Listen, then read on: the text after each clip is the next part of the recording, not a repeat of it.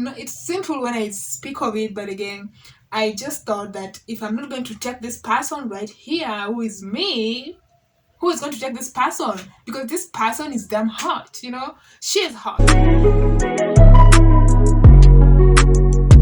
Girl, get in position. Hello, welcome to my YouTube channel. My name is Noel, and in today's video, I'm going to talk about pretty privilege and my true feelings. So pretty privilege is when people consider other people more beautiful, more attractive than others based on the society beauty standards. They get an upper hand in most things, most opportunities. They're more considered to get jobs, to date people, to get great opportunities than the others who are considered the regulars. And who are these regulars? Regulars are those who are considered not to be pretty. Stuff like sexism, ageism, racism, all of these, they kind of like influence the beauty ideals, because they say, for example, they say like, if you are this mixed race color, or you're this whiter color, or this kind of a dark shade, that is when you're beautiful. But when you're this kind of other dark shade, or kind of any other color that they don't consider beautiful, then you're not beautiful. But really, that is not the case, Even in terms of age, they consider maybe if you're at this age, you're beautiful. If you're at this age, you're no longer beautiful. I've had that so many times, where people be like, right now you're beautiful, you're pretty, but as you grow old, you get more ugly, or you become, I don't know how. Beauty is beauty, and it's in the eyes of the beholder. I don't think like you should start like comparing people and be like, this one is more beautiful than this one, so we'll give this one a job and not give the other one just because.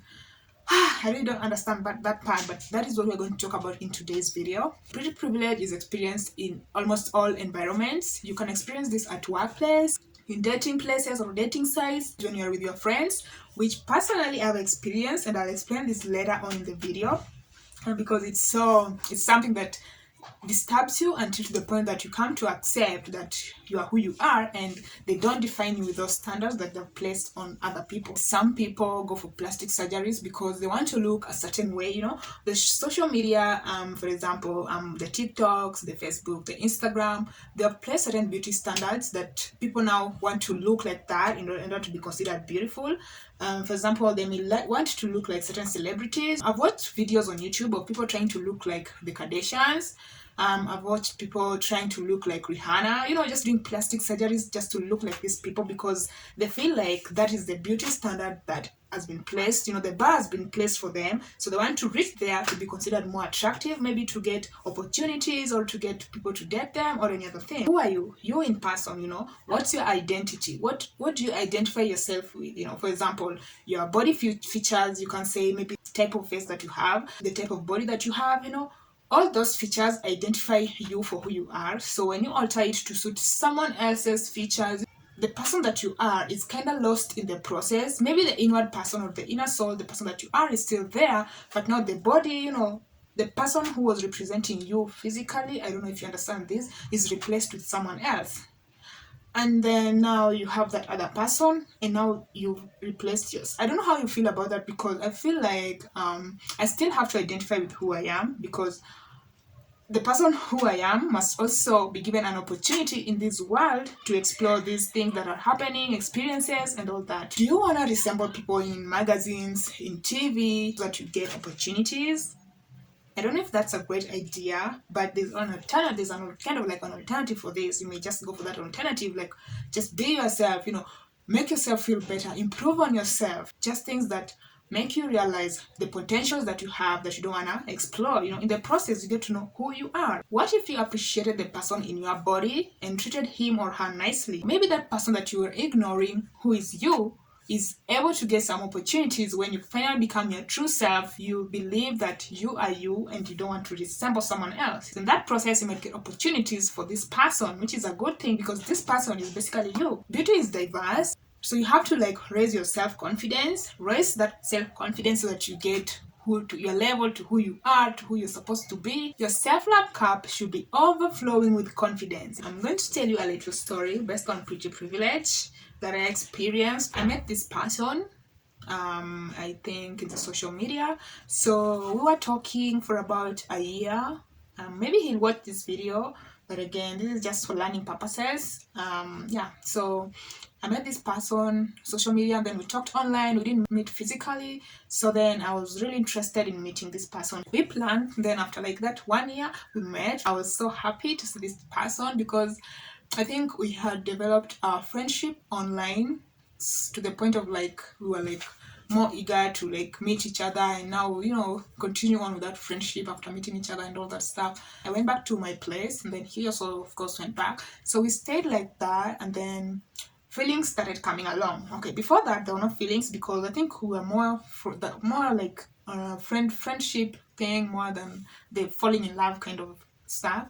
So after that we started, okay, me personally, I started falling in love with this person.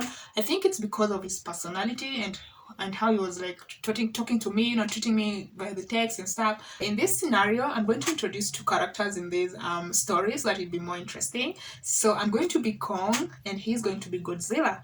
We didn't like each other at first to the point of like falling in love, but later on we liked each other. Quite interesting. There's some kind of relationships whereby you don't really become serious, but again you're serious, you're just in between. I don't know the title of that, but we wanted to save our friendship. At the same time, we wanted to like pursue those feelings and see where they will take us. Of course, not serious, like I said, just being there for each other. We thought we could save our universe. The problem was the tension between us was too high. There was too much tension, which was very dangerous for our relationship because on his end, he was kind of like dating someone already, and I wasn't. So where we could continue talking with the kind of relationship that we had, but again he had to be there for the other girl that he was dating, his girlfriend. Okay, I'm a spoiler right there, right?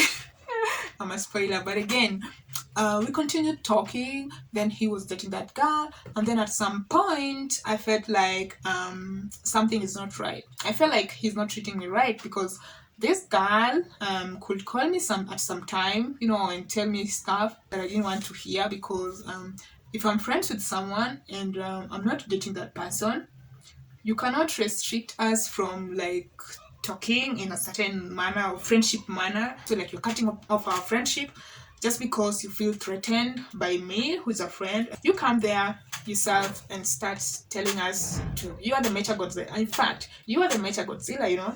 So I was like, this is not right. She was threatening me to the point that I was threatened. I was like, how does she look like? Is she really prettier than me? I was like, let me find out.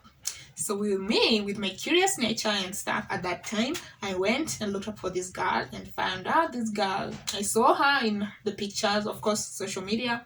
And I was like, damn, she's so pretty. She's prettier than me.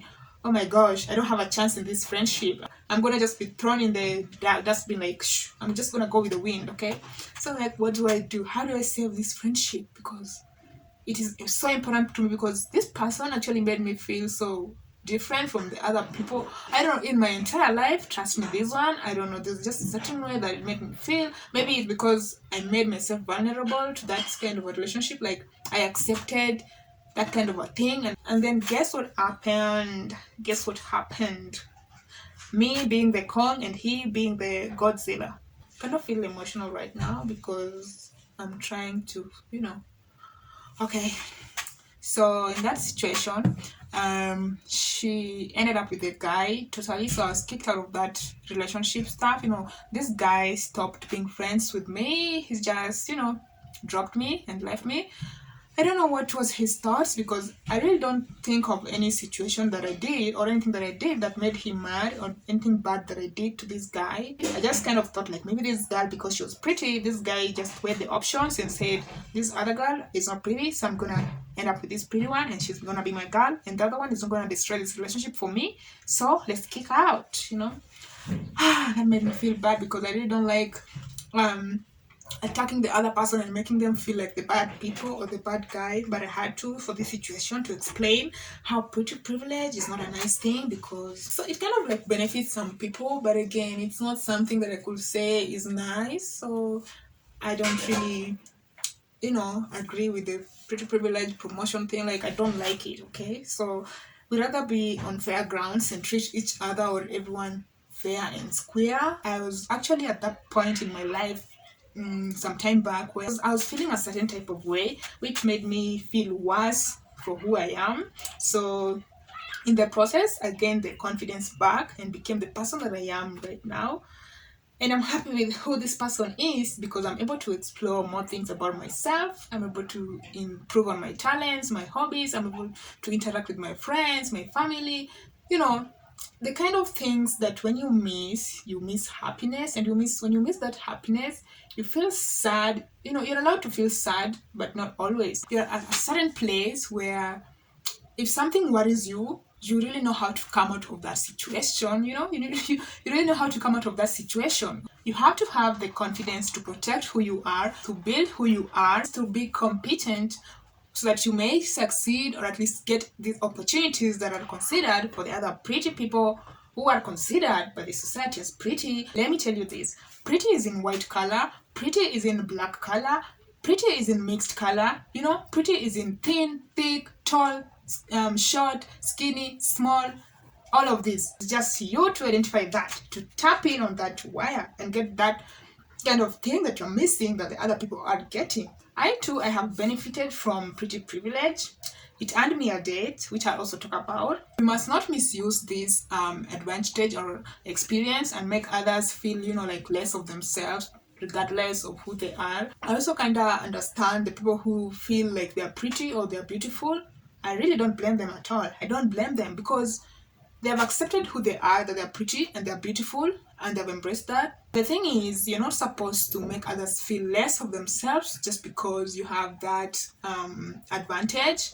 Like you can go to that job interview, and because you look pretty or you look nice, you get that job. So I do not blame you for that because yes, you got the job, because we all want these good things. But again, what I don't like is when this person who is pretty or who's considered pretty looks down upon the others and feel like she or he is on top of the world. That does not go well with the flow of my blood.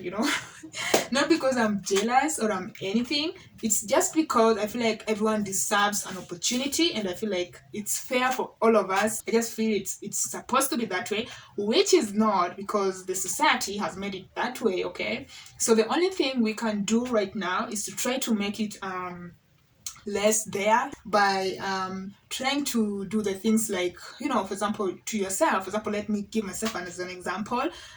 I look this way, this is me. I should not, have that thought of like, I'm not pretty, I'm ugly, I look this way, I don't have this, I don't. When you have this kind of thoughts and then you behave as if you have this kind of things, that is when even the society now feels like, yes, we've got this. Now they increase whatever they're doing. They increase, they continue taking the pretty people, the pretty people, they think that they're pretty. And then you're left there to wonder like, who are you? Well, at least try to take care of yourself, look good, just dress properly for who you are.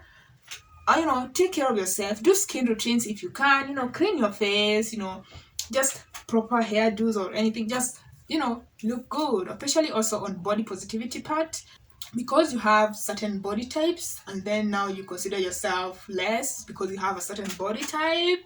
I was a victim of this. I used to feel like I have such a huge body, I'm so masculine. I was like, oh, what am I gonna do with this body, And then I came to realize, or I learned that this is also a body type and this is also someone, No, it's simple when I speak of it, but again, I just thought that if I'm not going to take this person right here, who is me, who is going to take this person?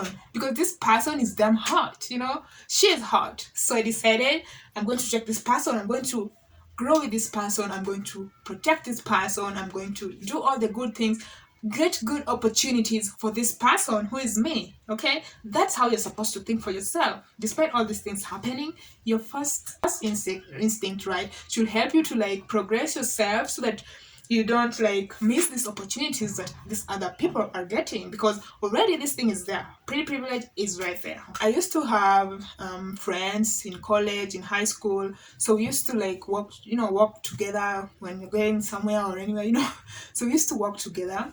And then it actually started when I was in high school. I was feeling bad again about myself. I don't know how I saw myself. I think I saw myself less pretty.